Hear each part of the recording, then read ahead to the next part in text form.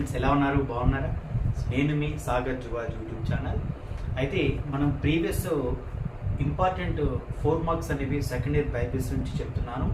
అదేవిధంగా ఈరోజు మనం అప్లైడ్ బయాలజీ నుంచి ఒక ఇంపార్టెంట్ క్వశ్చన్ ఈరోజు మీకు చెప్పబోతున్నాను. అదేంటంటే ఏవియన్ ఫ్లూ అనమాట.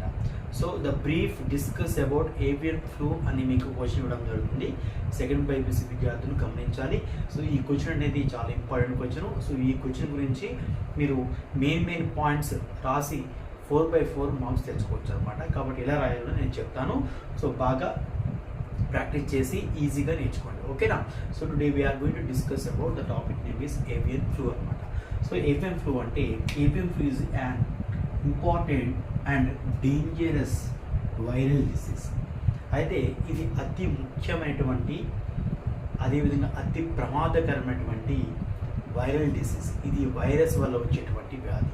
ఇది ఎవరిలో వస్తుందంటే it is affecting poultry birds. Very important. ఇది పౌల్ట్రీ బర్డ్స్ అంటే కోళ్ళ పరిశ్రమలో ఉన్నటువంటి బర్డ్స్కి, అంటే కోళ్ళకి ఈ వ్యాధి సంక్రమిస్తుంది. అదేవిధంగా అండ్ ఆల్సో మనిషికి కూడా ఇది సంక్రమిస్తుంది అనమాట. సో ఈ విషయం మీరు గుర్తుపెట్టుకోవాలి. అంటే పౌల్ట్రీ బర్డ్స్తో పాటు మనిషికి కూడా సంక్రమించే అవకాశం ఉంది. సో అది ఎలాగో మనం తెలుసుకుందాం. అంటే మనిషికి ఎలా సంక్రమిస్తుంది సార్ అంటే, so let discuss. So the causative organism. So ఇది వ్యాధికారమైనటువంటి జీవి అంటే, so the bird flu is caused by avian flu virus. A virus అంట? ఏవియన్ ఫ్లూ వైరస్ వల్ల వస్తుంది.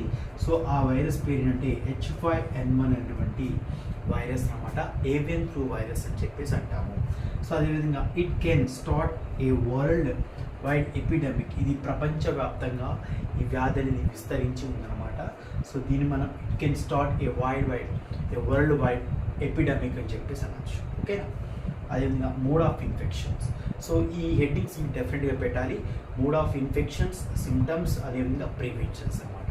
సో మోడ్ ఆఫ్ ఇన్ఫెక్షన్, ఎలా ఇన్ఫెక్షన్ జరుగుతుంది అంటే ఈ వ్యాధి ఎలా సంక్రమిస్తుంటే చూద్దాం. So simply by touching contaminated surfaces.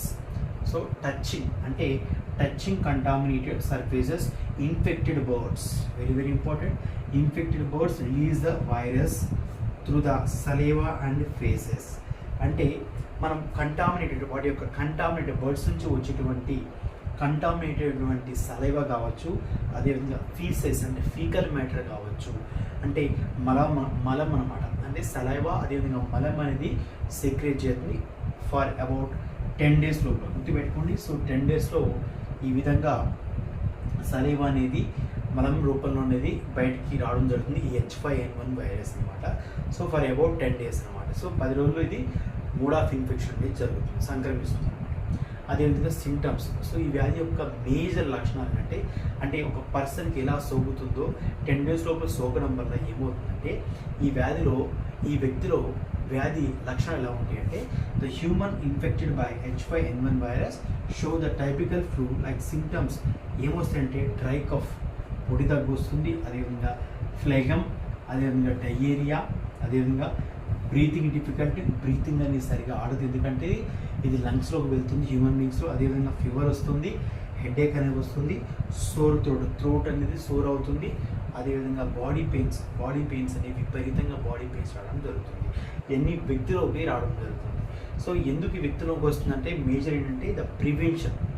మేజర్గా ఎలా ప్రివెన్షన్ చేయొచ్చు అంటే, it's consumption of undercooked chicken to be avoided. కాబట్టి చికెన్ కన్జంప్షన్ చేసేవాళ్ళు తక్కువ కుకింగ్ చేస్తుంటారు. అంటే చికెన్ తొందరగా ఉడికించకుండా లైట్గా పచ్చిగానే కొంతమంది ఉడకని చికెన్ తినడం వల్ల ఏమవుతుందంటే ఈ వ్యాధి వస్తుందంట. కాబట్టి consumption of undercooked chicken to be avoided. So ఈ చికెన్ అనేది అవాయిడ్ చేయండి అని చెప్పేసి అంటున్నాడు.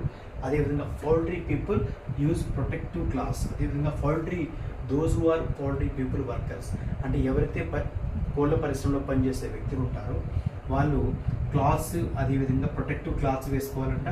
అదేవిధంగా మాస్క్ అనేది ధరించి ఉండాలని చెప్పేసి ఇక్కడ ప్రివెన్షన్లో ఉందన్నమాట. అదేవిధంగా complete culling. So the complete culling అంటే ఎలిమినేషన్ ఆఫ్ ఇన్ఫెక్టెడ్ బర్డ్స్. ఏవైతే ఇన్ఫెక్టెడ్ బర్డ్స్ ఉంటాయి, వ్యాధి సోకినటువంటి బర్డ్స్ ఉంటాయి, వాటిని వేరు చేసి బయట పెట్టాలంట. అదేవిధంగా ఐదర్ బై బర్నింగ్ ఆర్ బర్యింగ్.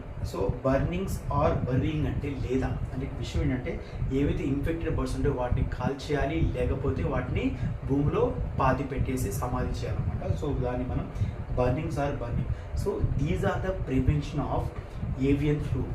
కాబట్టి బర్డ్ ఫ్లూ నుంచి మనం ప్రివెన్షన్ అవ్వాలంటే సో ఇటువంటి సిమ్టమ్స్ అనేవి ప్రివెన్షన్స్ అనేవి జాగ్రత్తగా గుర్తుపెట్టుకోవాలన్నమాట. కాబట్టి causative organism, mode of infections, symptoms, అదేవిధంగా ప్రివెన్షన్ గుర్తుపెట్టుకోండి. ఓకేనా? కాబట్టి ఈ వీడియో కనుక మీకు నచ్చినట్టయితే లైక్ చేయండి, షేర్ చేయండి, ముందుగా సబ్స్క్రైబ్ చేసుకోండి. Thank you.